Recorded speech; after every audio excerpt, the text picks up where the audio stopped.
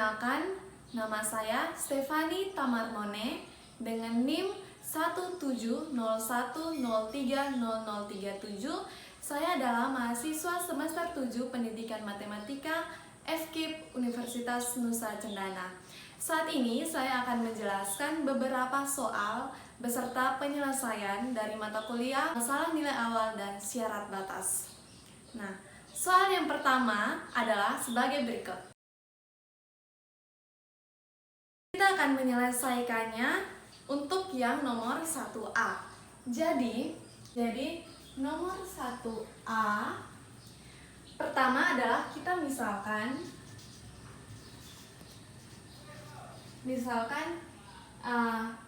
Y sama dengan Fx.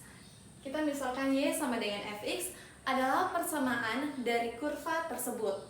Nah, di setiap titik X, Y pada kurva ini memiliki gradien yang sama dengan dy per dx. Dan jumlah koordinat dari aksis dan orbitnya atau jumlah koordinat titik tersebut adalah titik tersebut itu kan X, Y. Maka jumlah dari titik tersebut adalah X tambah Y. Sehingga F yang memenuhi persamaan diferensial tersebut adalah dy per dx sama dengan, di soal sama dengan 5 kali jumlah dari koordinat titiknya. Maka dy per dx sama dengan 5 kali x tambah y. Sekian untuk nomor 1A. Kita masuk pada nomor 1B. Nah, pada nomor 1B, perpotongan terhadap sumbu X dan sumbu Y. Perpotongan pertama kita mulai dengan perpotongan terhadap sumbu Y.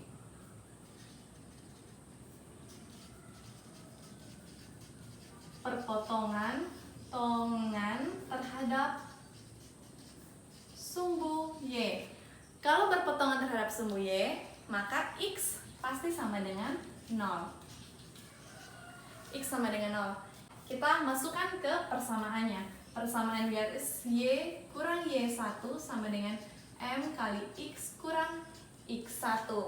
Nah, X sama dengan 0 kita substitusikan ke persamaan ini menjadi Y kurang Y1 sama dengan M kali 0 kurang X1. Menjadi Y kurang Y1 sama dengan 0 kurang X1 negatif X1 kali M, maka M negatif X1M. Negatif X1M, maka Y sama dengan Y1 kurang X1M. Y sama dengan nilai dari M atau gradien ini adalah dy per dx. Maka Y1 kurang X1 dy per dx. Ini untuk titik Y-nya.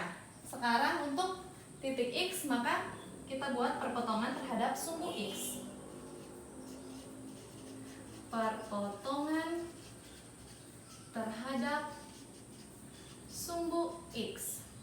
Perpotongan terhadap sumbu X, karena berpotongan di sumbu X, maka nilai Y pasti sama dengan 0. Betul sekali.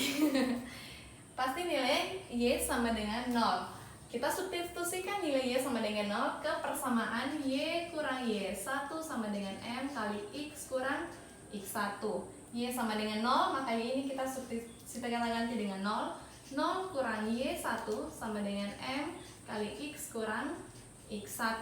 Negatif Y1 per M sama dengan X kurang X1. Kita peroleh X sama dengan X1 kurang Y1 per M. Kita mendapatkan nilai X sama dengan X1 kurang Y1 per M. Maka X sama dengan X1 kurang Y1 per nilai M atau gradien itu adalah dy per dx. Maka X sama dengan X1 kurang Y1 dx per dy. Nah, sehingga kita mendapatkan x1, y1 dy per dx tambah y1 kurang x1 dx per dy sama dengan 2. Sekarang kita lanjut ke nomor 1 bagian C. Oke, nomor 1C, kita melihat kembali pada soal, maka kita mendapatkan persamaan diferensial, persamaan dpt per dt sama dengan kpt. Kpt menjadi dpt per dt sama dengan kdt. Kita integralkan kedua ruas ini, menghasilkan integral dari dpt per dt sama dengan ln pt sama dengan integral dari kdt sama dengan kt tambah c. Sehingga sampai di sini kita lanjut eksponensial e pangkat ln pt sama dengan e pangkat kt tambah c. E pangkat ln pt sama dengan pt sama dengan ini e pangkat kt tambah c menjadi e pangkat kt kali e pangkat c. Nah, pt sama dengan e pangkat kt itu tetap e pangkat kt. E pangkat c, c ini kan sama dengan sebuah konstanta. Nah, e pangkat c maka akan mendapatkan sebuah konstanta baru, kita misalkan dengan a. Nah, sehingga persamaan diferensial yang terbentuk dari soal tersebut, dari masalah tersebut adalah pt sama dengan a e pangkat kt. Berikut kita akan masuk pada nomor 2.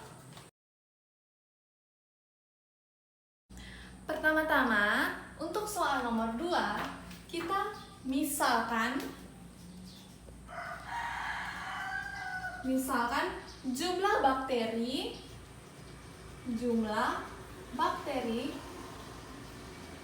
pada waktu T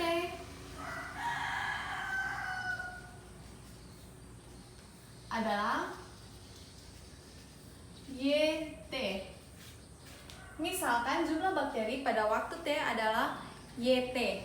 Nah, karena laju pertumbuhan bakteri dalam kultur tersebut sebanding dengan jumlah bakteri YT, maka delta YT per delta T sama dengan KYT. YT. Nah, K ini merupakan konstanta pertumbuhannya. Nah, apabila delta T ini mendekati 0, maka limit X mendekati 0 dari delta YT per delta T sama dengan KYT. Nah, berdasarkan definisi turunan, maka persamaan 1 ini misalkan saya tulis persamaan 1. Berdasarkan definisi turunan, maka persamaan 1 ini ekuivalen dengan DYT per DT sama dengan KYT. Oke. Persamaan ini kita integralkan kedua ruas untuk mencari persamaan diferensialnya. Jadi DYT per DT sama dengan KYT itu kita integralkan kedua ruas menghasilkan ln YT sama dengan KT tambah C. Maka menjadi E pangkat ln dari YT sama dengan E pangkat KT tambah C. E pangkat lain YT sama dengan YT sama dengan E pangkat KT tambah E pangkat C.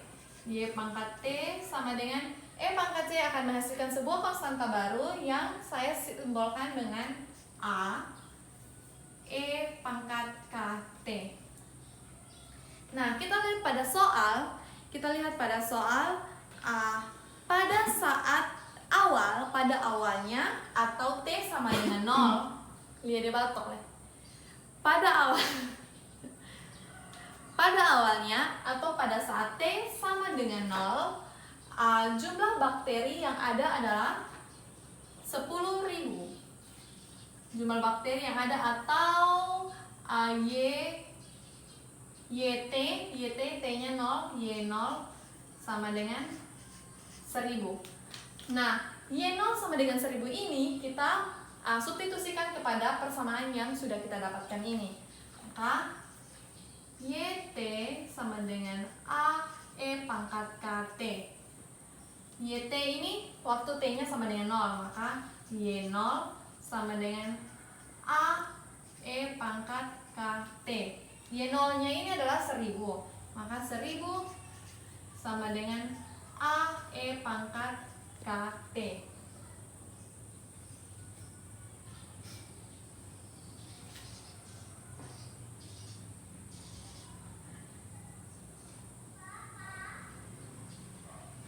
Di 1000 sama dengan AE pangkat KT.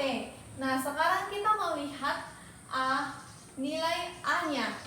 Mohon maaf, T di sini kan kita substitusikan dengan 0, maka T-nya ini juga sama dengan 0. Sehingga 1000 sama dengan A, K kali 0 sama dengan 0, E pangkat 0 sama dengan 1, maka 1000 sama dengan A. Sehingga persamaan ini kita dapatkan YT, kan 1000 sama dengan A, atau A sama dengan 1000. Maka YT sama dengan A ini kita substitusikan lagi dengan 1000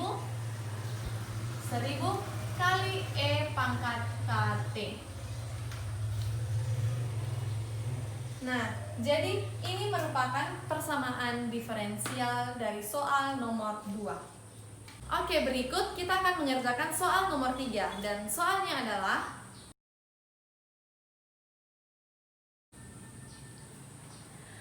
kita pertama adalah misalkan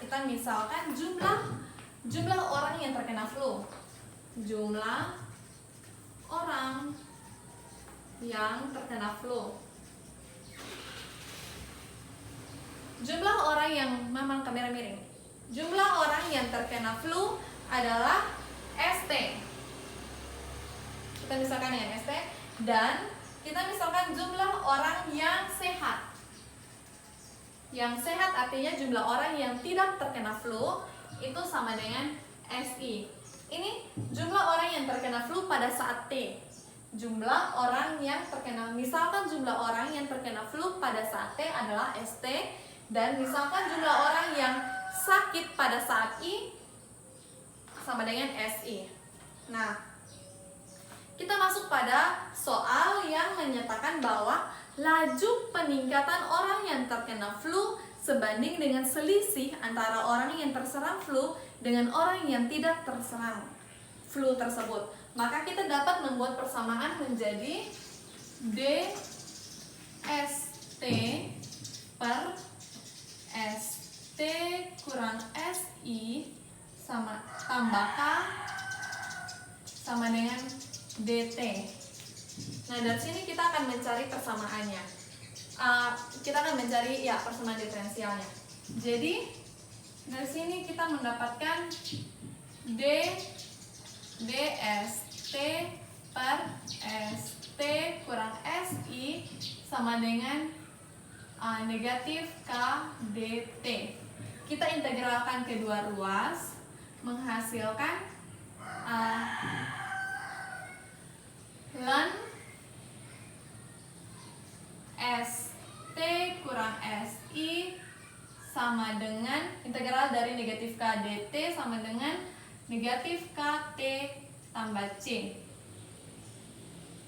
Ini sama dengan E pangkat ln ST kurang SI sama dengan E pangkat negatif KT tambah C.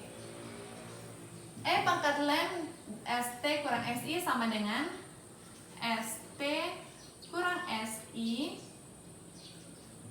E pangkat negatif KT tambah C sama dengan E pangkat negatif KT kali E pangkat C.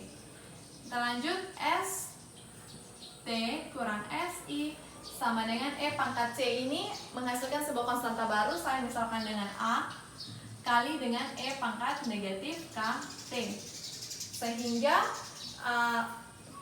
kita mendapatkan ST sama dengan A kali E pangkat negatif KT tambah SI. Nah, ini adalah persamaannya. Kemudian kita masuk kembali lagi pada soal tadi. Pada saat T sama dengan 0, pada saat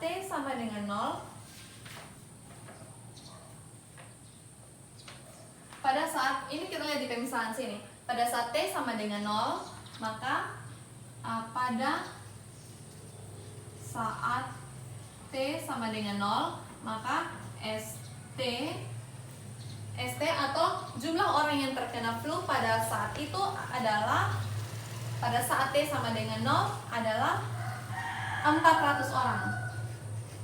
400 orang. Kita tahu bahwa SI adalah orang yang sehat kan? Jumlah orang yang sehat. SI sama dengan, nah jumlah penduduk di situ adalah 12.000, maka 12.000 kurang 400 sama dengan 11.600. Jadi pada saat itu yang terkena flu ada 400 orang dan yang sehat adalah 11.600, maka itu dari total semua jumlah orang adalah 12.000. Nah, sekarang kita masukkan kepada persamaan tersebut untuk kita mencari nilai A. Persamaan ini ST sama dengan, terus lagi, ST sama dengan A kali E pangkat negatif KT tambah SI. ST di sini adalah 400, itu dengan T-nya sama dengan 0 tadi ya. Kita langsung saja 400 sama dengan A kali, nah T kan sama dengan 0. 0 kali negatif K sama dengan 0. E pangkat 0 sama dengan 1. Maka sisa A tambah SI. SI-nya adalah 11.600. Dari sini kita mendapatkan nilai A sama dengan negatif 11.200. Kita mendapatkan nilai A sama dengan negatif 11.200. Nah, sekarang kita substitusikan nilai A, dan juga pada soal sudah diketahui S5 pada hari ke-5 dan jumlah orang yang terkena flu waktu itu pada saat hari ke-5, 5 hari awal. Maka S5 sama dengan kita ini masukkan pada persamaan ini. A kali E pangkat negatif KT tambah SI. A adalah negatif 11.200. Maka S5 sama dengan negatif 11.200 kali E pangkat negatif K kali T. T ini kan 5, maka kali 5 tambah SI. Nilai dari SI tetap 11.600. Oke, kita lanjut. S5 pada soal adalah 1.000. Maka 1.000 sama dengan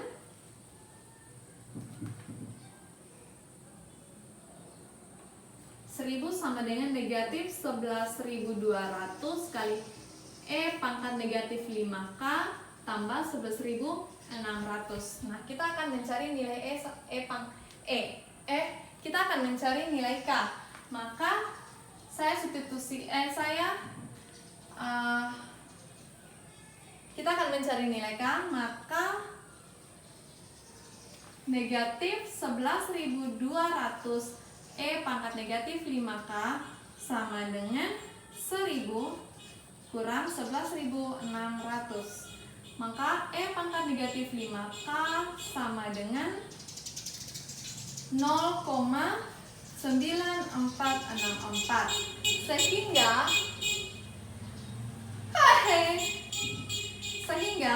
ln dari E pangkat negatif 5K sama dengan ln dari 0,9464, maka 5K sama dengan negatif 0,05501, maka K sama dengan 0,011016. Nah, kita mendapatkan nilai K adalah sebagai berikut. Ini negatif 5K ya, maka negatif bagi negatif sama dengan positif. Kita sudah mendapatkan nilai A dan juga nilai K. Nah, pertanyaan pada soal adalah berapa banyak orang yang terkena virus pada 15 hari pertama. Maka yang ditanya adalah S15. S15 sama dengan, kita masukkan ke persamaan ini. S15 sama dengan A kali E pangkat negatif K, T-nya sama dengan 15 kali 15 tambah SI. S15 sama dengan nilai dari A, negatif 11.200. Negatif 11.200 kali E pangkat negatif K, 0,011016. Negatif 0,011016 kali 15 tambah SI. SI-nya 11.600. Oke, kita lanjut. Maka sama dengan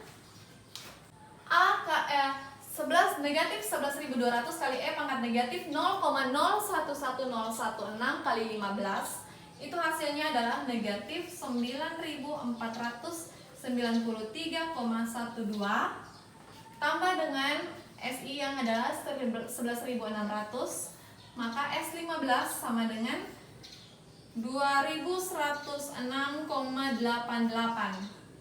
S15. Nah, sehingga 2106,88 ini kita bulatkan menjadi 2106 orang. Jadi banyaknya orang yang terkena flu burung pada 15 hari pertama adalah 2106 orang. Pertanyaan dari soal tersebut adalah, apakah pada saat tertentu jumlah orang yang sembuh di tempat tersebut sama dengan 0 atau tidak ada sama sekali? Jawaban yang bisa saya berikan menurut asumsi saya adalah perbandingan laju penyebaran virus flu burung di daerah tersebut itu salah satu aspek yang mempengaruhi untuk kita dapat mencari laju tersebut adalah jumlah orang yang sembuh atau jumlah orang yang tidak sedang sakit. Sehingga pada saat jumlah orang yang tidak terkena sakit sama dengan 0, maka laju pertumbuhan bakteri virus flu burung ini tidak dapat kita hitung. Itu jawaban dari saya, dan semoga semua dapat mengerti penjelasan saya dengan baik. Sekian dan terima kasih.